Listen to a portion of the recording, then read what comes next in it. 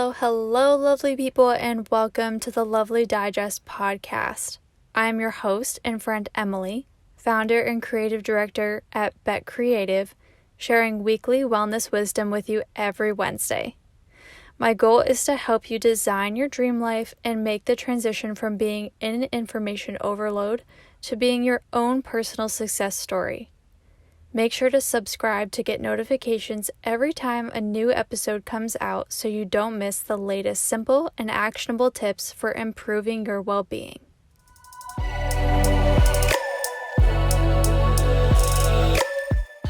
I've noticed lately that I have a hard time staying grounded. This is only something I've been able to discern since getting Crohn's disease, and I think that's because I've become more in tune with my body. But lately, I've been feeling dizzy, all over the place, chaotic, and like my head is in the clouds, meaning I have a lot of brain fog and have this general feeling that something is off. I think it's something to do with traveling and not maintaining my typical diet and routine as well. I went to the doctor and all of my blood work is looking good and I'm not in pain, so I've been learning about how to ground and ways to bring myself down to earth and honor this phase of life, despite it being a bit aggravating. I started taking notes on how I'm feeling and noting when the feeling intensifies. It's usually after I have sugar, start out my day with a sugary breakfast rather than a more heavy one, if I don't work out, and if I don't meditate. When I did all of those things and was in my flow doing them consistently, I felt more at peace, so I wanted to share a few resources on how to ground within your own life.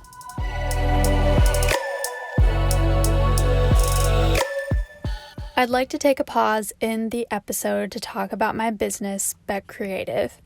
I launched Beck back in 2020 when I was just starting my health coaching business after doing contract work and working for several designers during my college career in industrial design. After securing a few clients via the health coaching platform, I quickly realized how much I love serving wellness businesses. A few prompts from clients later, I rebranded and officially became a marketing agency. I am so proud to have made a dream that felt really far off come true so early in my career. If you're in the wellness field, you are doing amazing work and I would love to help you grow. Whether it's social media management, digital materials, or a whole marketing audit, I would love to see how I can be a part of your team. Head to betcreative.co, that is .co/contact, to send me an email and connect with me on Instagram at betcreative.co. And if you want to see my portfolio and other work I've done, you can head to betcreative.co/portfolio.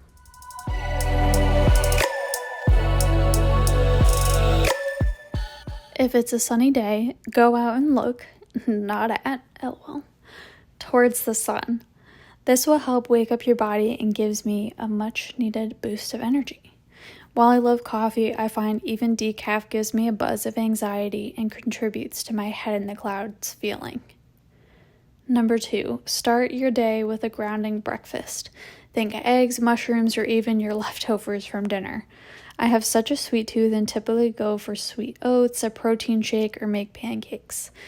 But I find that consuming sugar off the bat, even healthy sugars, contributes to my anxiety.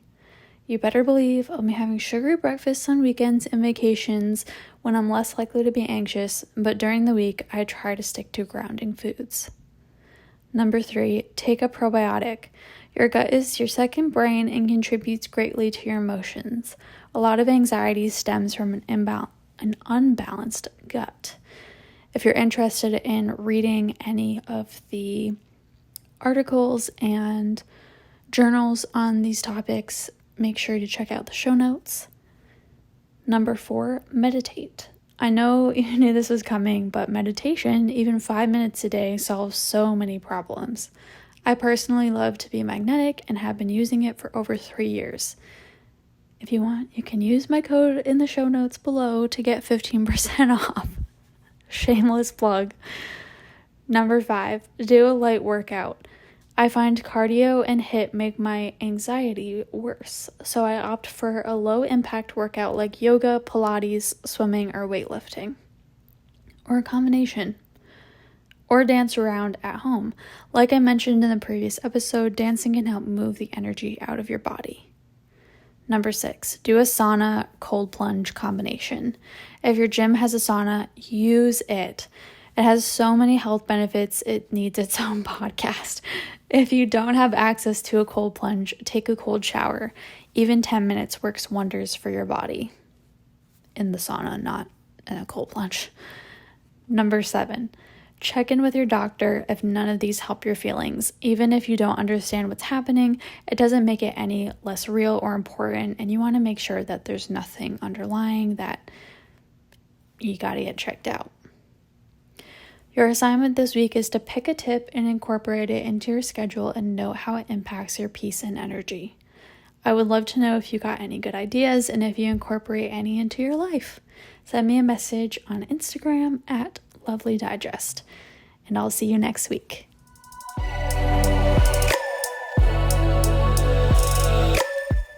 Well, that is it for now, lovelies. Thank you so much for tuning in. For more tips and to join our online community off the podcast, follow Lovely Digest on Instagram and Emily Beck on YouTube. The links will be below. To join our email community and get notified of new discounts, tips, and resources, follow the link in the show notes. If you thought this was helpful or know if it might help a friend, please make sure to share it, and if you feel inclined, leave a review. It really helps get these tips in front of the people who may really benefit from this community we have here. See you next week.